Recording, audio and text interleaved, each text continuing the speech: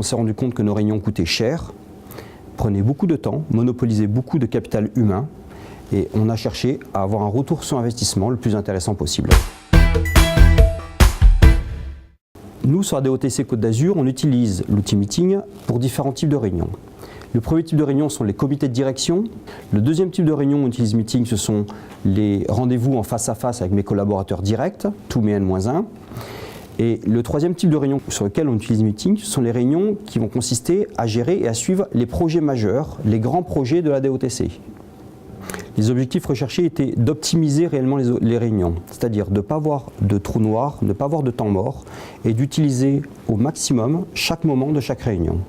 L'outil Meeting était au départ réservé principalement au comité de direction de la direction Côte d'Azur.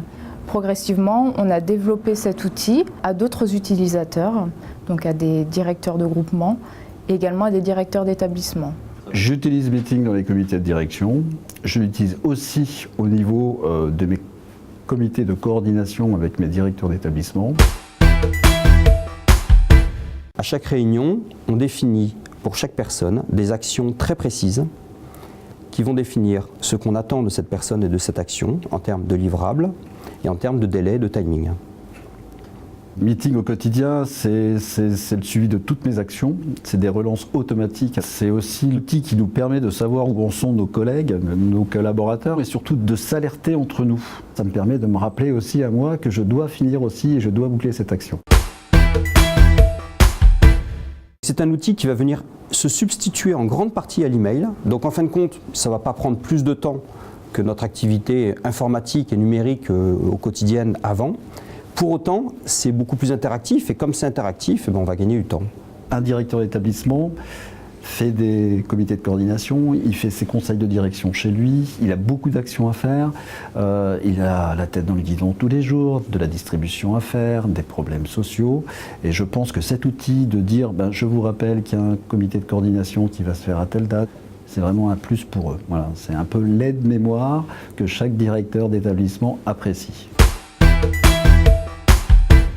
L'avantage de Meeting, c'est bien justement à la fin de chacun des comités de direction ou des comités de coordination que je fais avec mes directeurs d'établissement, c'est de reformaliser tout ce qu'on s'est dit, de le saisir directement dans l'outil Meeting et de recevoir dès qu'on arrive chacun à notre bureau, le compte-rendu qui s'affiche avec l'ensemble des actions et les dates d'échéance à laquelle on doit faire ces actions. Tout le monde n'a pas accès aux données Meetings. Il faut au préalable s'inscrire avec un nom d'utilisateur, un mot de passe. On s'inscrit pour une réunion et on sait également qui va avoir accès aux informations de la réunion.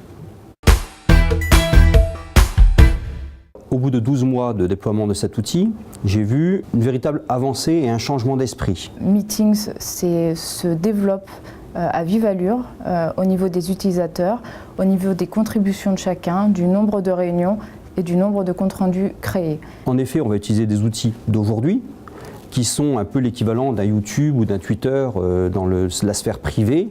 Meeting, pour moi, c'est exactement ça, mais dans la sphère professionnelle. C'est-à-dire que c'est un outil de collaboration en ligne permanent qui permet à tous les membres d'une communauté professionnelle de rester connectés en permanence.